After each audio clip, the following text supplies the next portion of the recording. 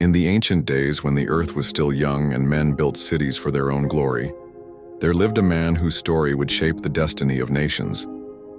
His name was Abram, later called Abraham, the father of faith. Though he began life in a land of idols, God called him out to walk a road of trust, a journey of obedience, and a path that shines as a testimony to all generations. What makes Abraham's story powerful is not that he lived without struggle or fear. It is that he learned through trials, mistakes, waiting, and testing to believe God even when everything seemed impossible. His story begins in Ur of the Chaldees, a city of wealth and idolatry. Abram's father, Terah, was an idolater. Yet in the midst of all that false worship, the one true God spoke. He chose Abram and set him apart for a purpose beyond anything he could imagine. The Lord said, "Get thee out of thy country and from thy kindred and from thy father's house unto a land I will show thee. I will make of thee a great nation and will bless thee." Abram was 75 years old when he heard this call. Most men at that age think of finishing life quietly, yet God was just beginning with him. Abram told Sarai, his wife, they must pack their tents and leave the familiar for the unknown. She may have wondered, "Where are we going?" Abram could only answer, "I know not, but God will show us." That is faith. To step out not knowing the destination, trusting only in the one who calls. So Abram departed with Sarai, Lot, and their possessions. They traveled across deserts and plains, moving closer to the land of Canaan. God appeared to Abram and promised, "Unto thy seed will I give this land." Abram built an altar and worshipped. Wherever he went, altars marked his steps. Soon after arriving, famine struck. Abram went down to Egypt. Fearing the Egyptians would kill him because Sarai was beautiful, he asked her to say she was his sister. Pharaoh took Sarai into his house, yet God intervened with plagues until the truth was revealed. Abram and Sarai were sent away, humbled yet preserved. Back in Canaan, Abram and Lot grew so prosperous their herdsmen quarreled. To avoid strife, Abram gave Lot the choice of land. Lot chose the plains near Sodom, a wicked place.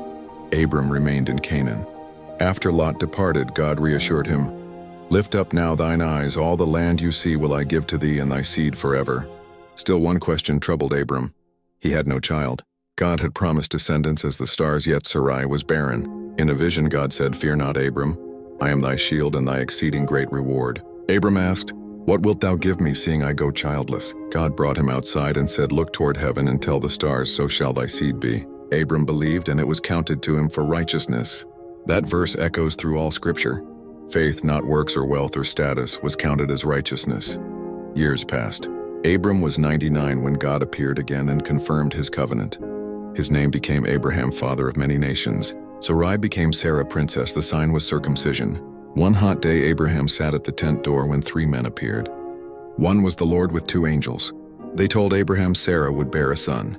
Sarah laughed, for she was 90. But the Lord said, "Is anything too hard for the Lord?"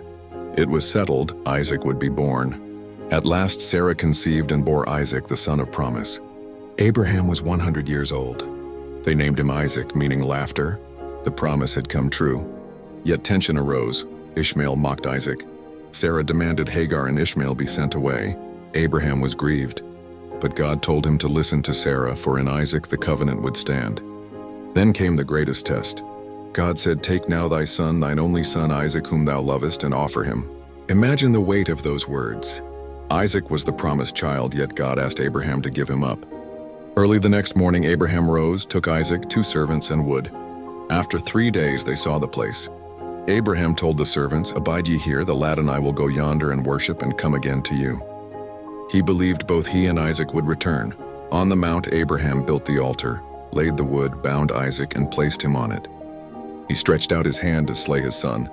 But the angel of the Lord called, "Abraham, Abraham, lay not thine hand upon the lad." Abraham looked and saw a ram caught in a thicket. He offered it instead. He called the place Jehovah-Jireh, the Lord will provide. God confirmed his covenant, declaring that Abraham's seed would be as the stars and that in his seed all nations would be blessed. This pointed to Christ, the true seed, the Lamb God would provide. Finally, Abraham died at 175. His faith was not in what he could see, but in the God who cannot fail. Abraham's story teaches this. Faith is not the absence of fear. Faith is the choice to trust God in the midst of fear.